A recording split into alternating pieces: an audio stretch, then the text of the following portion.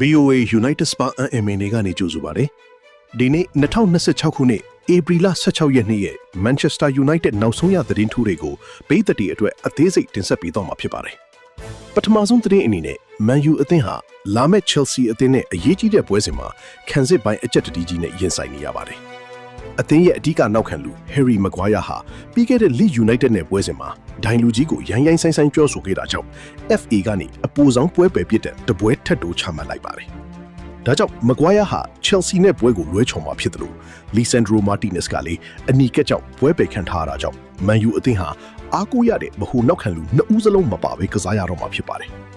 ဒါအပြင်ကွင်းလေလူကိုဘီမီနူကလည်းတန်ရာပြဿနာအနှင်းငယ်ရှိနေတာကြောင့်ဒီပွဲမှာပါဝင်နိုင်ဖို့မတိကြသေးပဲစောင့်ကြည့်နေရစေဖြစ်ပါတယ်။နီးပြပိုင်းနဲ့ပတ်သက်ပြီးစိတ်ဝင်စားစရာသတင်းတွေလည်းထွက်ပေါ်နေပါတယ်။ယာယီနီးပြ Michael Carrick ဟာအသင်းကိုအဆင့်3အထိပို့ဆောင်ပေးထားနိုင်ပေမဲ့လေ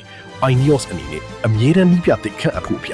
Julian Nagelsmann, Anthony Iraola တို့နဲ့ဆက်သွယ်မှုတွေပြုလုပ်နေပါတယ်။ထူးခြားတာကတော့နီးပြဟောင်း Jose Mourinho ဟာ Premier League ကိုပြန်လာဖို့စိတ်အားထက်သန်နေပြီးမန်ယူအသင်းရဲ့နီးပြသစ်ဖြစ်လာနိုင်ချေရှိတဲ့စီးရင်ထဲမှာလည်းပါဝင်နေတယ်လို့သတင်းတွေကဆိုပါတယ်။နွေရာသီအပြောင်းအရွှေ့မဟာဗျူဟာနဲ့ပတ်သက်ပြီးတော့လည်း Ineos ဘက်ကပြက်သားပြင်ဆင်နေပါတယ်။အသင်းပိုင်ရှင် Sir Jim Ratcliffe ဟာနီးပြသစ်ခန့်အပ်ထားတဲ့ကစားသမားသစ်ခေါ်ယူမှုတွေကိုပိုပြီးဦးစားပေးလှုပ်ဆောင်သွားဖို့စီစဉ်နေပါတယ်။အသင်းကနေ Casemiro, Rashford, Hojlund, Onana နဲ့ Sancho တို့ကိုရောင်းချပြီးပေါင်100ကျော်ရရှိဖို့မျှော်လင့်နေပါတယ်။အဲ့ဒီရရှိလာတဲ့ငွေကြီးတွေနဲ့ Sporting Lisbon ကကွင်းလေလူ Morgan Hulman နဲ့နောက်ခံလူ Ousmane Diomande တို့ကိုယူရို100ဝန်းကျင်အသုံးပြုပြီးခေါ်ယူဖို့ကင်းတောက်တွေစီလုပ်ထားပါတယ်။ဒါအပြင် Wolf အသင်းကကွင်းလေလူ João Gomes နဲ့ Brighton က Carlos Baleba တို့ကိုလည်းပြစ်မှတ်ထားနေပါတယ်။အသင်းရဲ့ကိုသမား Altay Bayındır ကတော့တူရကီကလပ် Besiktas အသင်းကိုပြောင်းရွှေ့ဖို့သဘောတူညီမှုရရှိသွားပြီဖြစ်ပါတယ်။ Bayındır ဟာ